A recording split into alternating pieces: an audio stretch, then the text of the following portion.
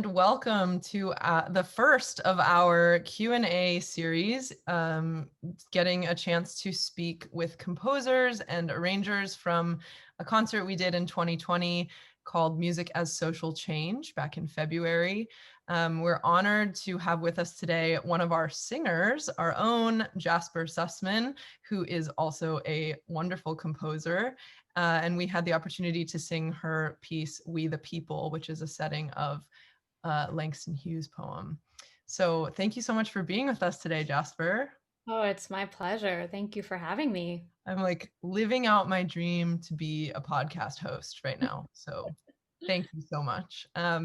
For those of you who don't know me, I'm Lara Korneychuk, and I am the assistant conductor of SACRA PROFANA. And we're going to start just by asking Jasper, talk to us about the construction of this piece. How did you arrive at the voicing and structure setting that you ended up with? So I was a sophomore in high school when I chose to set Langston Hughes' Let America Be America Again to choir. And it was both a passion project for me and a learning project, right? It was actually my first piece that I set to notation. So I had no idea at the time that I would write it for, over the span of 15 years. And I had no idea that the message of the text would still be relevant today, because that was 2006. Now we're in the 2020s and it's still very a poignant message. So what the text actually speaks to is the concept of America. And for Langston Hughes, he sees this tension between like extreme hope and despair, right? Falling short of this dream of what America has set out to do. So in the text itself, we have the first line, "Let America be America again," juxtaposed against this alternative line that's saying, "America never was America to me."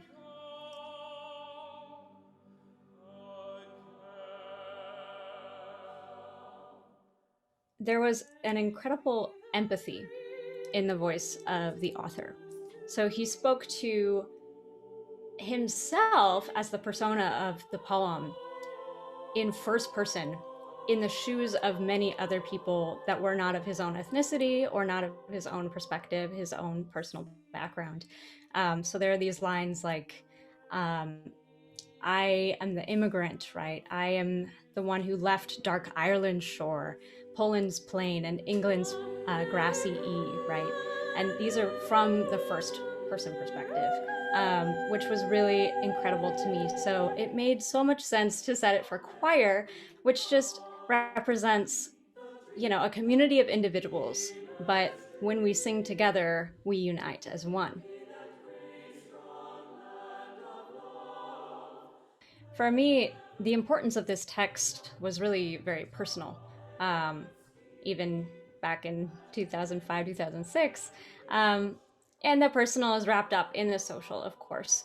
But it starts with my parents. I was raised by two anthropologists, and my father was a biological anthropologist whose life work was dedicated to debunking the myths of race and racism. Actually, Langston Hughes was his favorite poet. And, the work that both of them did was in line, right? So one, my father was illuminating, that any science that was built around this idea of race was funded by eugenicists, was funded by white supremacists. And that cooperation is really the reality of our existence as a species. Cooperation versus like suppression or oppression or aggression. Um, and so it was both Langston Hughes and my father, Robert W. Sussman, who were working for the common good. So these ideas were, all throughout my head, throughout my upbringing. And then my dad, hands me this book. I was like, okay, if I'm a composer, this is what music needs to be about. I need to, further the voices, further the messages of things that we need to hear.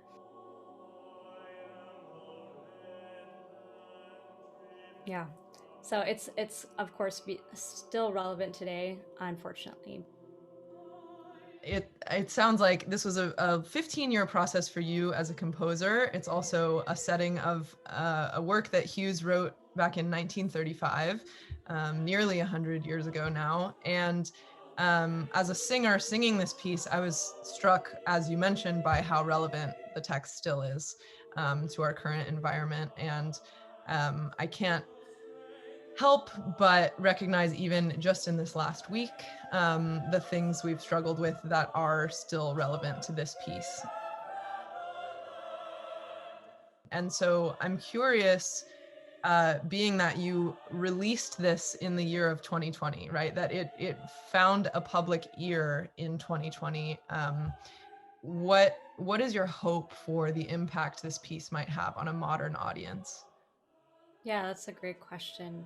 Um, so simply put, I think there is power in history. So, right, this was nearly 100 years ago. An African American man named Langston believed in the common good, and in the face of adversity, fought for it with his pen and paper. And he wrote this poem 2 decades before Martin Luther King Jr. became recognized in the civil rights movement. And I find that extremely significant. You know, it's kind of fuel for the fire. It can help us know that we're fighting against something that has staying power.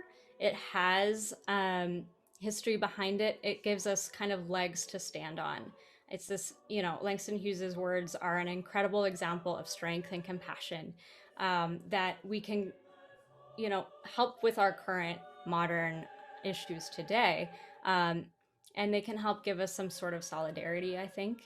Um, so just knowing, right, validating us and acknowledging that there's been a long history of people fighting this same fight, which on one hand is, extremely depressing and horrifying, and on the other is deeply gratifying and heartwarming.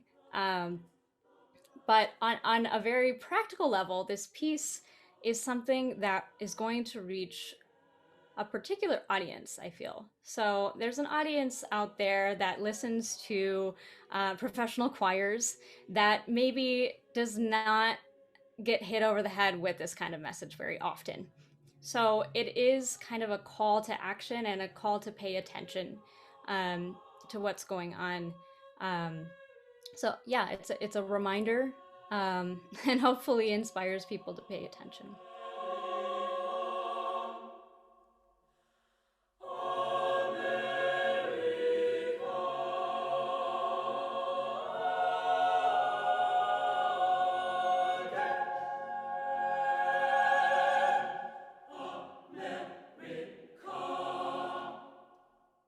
This concert focused on music throughout history that has been a force for social change or an effort to make social change. And many of the pieces came from a variety of genres. In this case, you were composing specifically for choir. I'm curious if, as a composer, that's generally the ensemble you compose for, or if you also compose for other styles.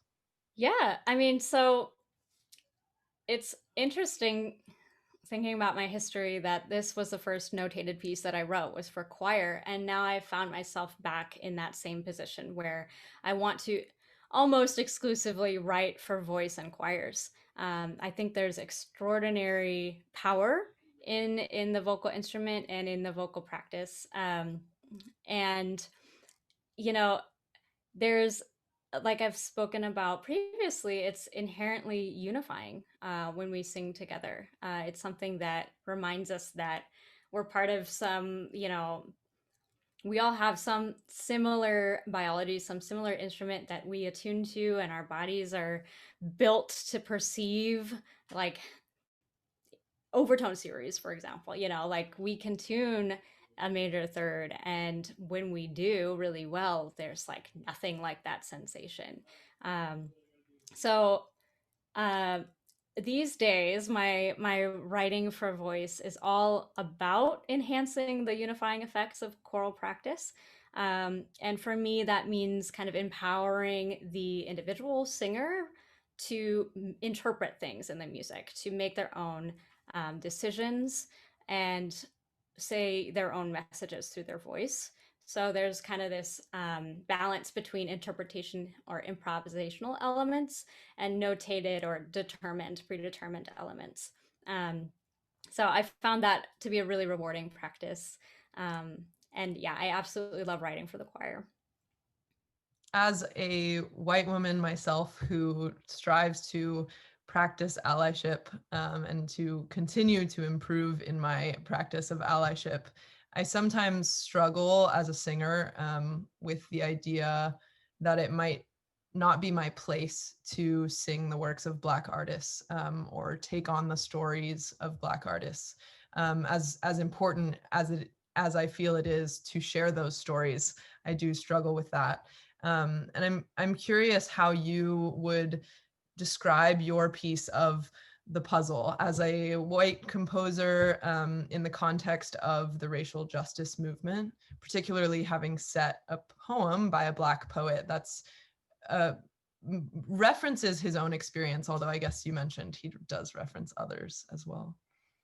Yeah, and I mean, this is the question that many of us are asking today. Like, how do I, with integrity and with respect, show allyship without stepping on other people's voices? And, you know, I'm only one perspective here, but the way I do feel about Langston Hughes, like this specific situation, is that if there's, an artist out there who is trying to convince us that together is better than separate, or that we're made of the same cloth and we need to band together and be conscious of the struggles of others, our neighbors, our nation, it was Langston Hughes.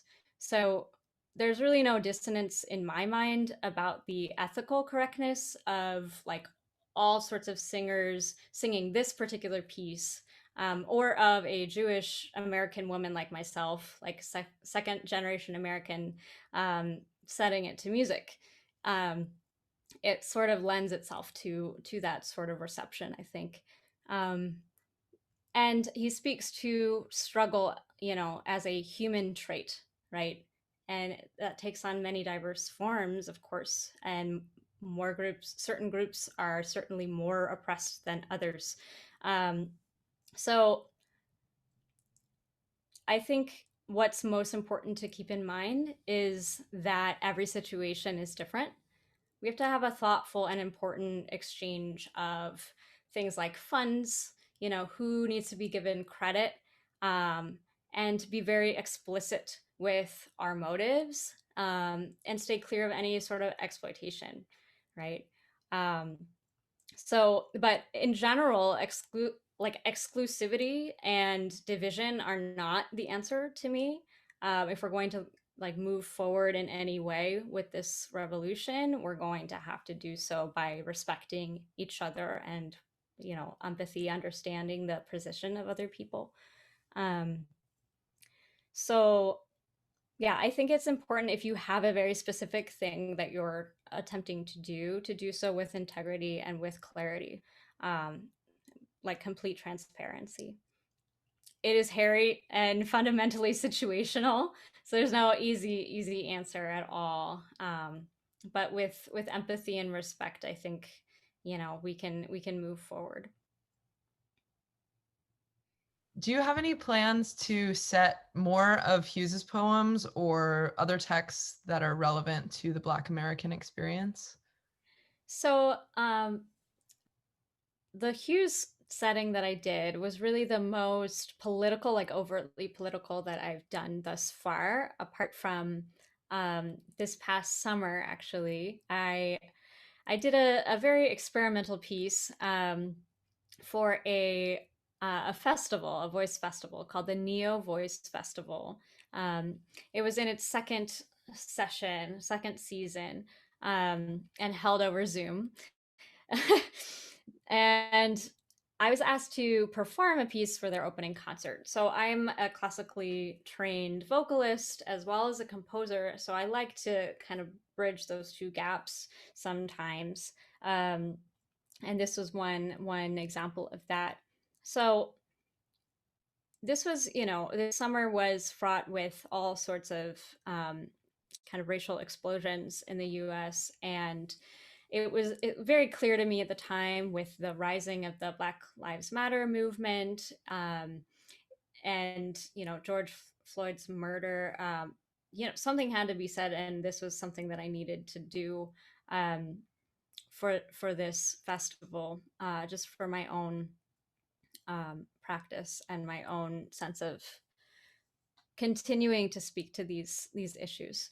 So what I did was I took um, little sound bites of various parts of the national anthem as they were sung by non-white performers, non-white American performers. And this was a practice of honoring voices that are often not honored by classically trained singers. So typically we are taught to emulate, like we, in my undergrad, I, had a voice, I think it was like performance class, where we took certain pieces and certain performers, and we actually had to do projects where we listened to them and like described why they were great and all of these things. And these singers are typically, white European, white European descent. So I wanted to turn the tables and say, well, I love the sounds of these other singers, right? And among them are Whitney Houston, Aretha Franklin, Jennifer Hudson, right? These people that have incredible, incredible ways of using their voice. And why should I not sound like them? Why should I not bring their inflections and their unique ways of singing into the fold, right? So um, I juxtaposed all of these different singers up against each other, and then learned, by ear, how they were doing each line, and performed that back like in tandem. Um, so it was an extremely like vulnerable piece to do, because it can be very misconstrued, I think. Um, but it was extremely rewarding as well, just to kind of embody what it feels like to sing in those ways, and um, add those sounds into my own culture, my own voice. Awesome. Well, I want to thank you, Jasper, for taking the time to be with us today, and also for bringing this piece to SACRA Profana, and for elevating the beautiful words of Langston Hughes. It was a pleasure to sing and to hear from you about it. The honor is mine. Thank you so much. America.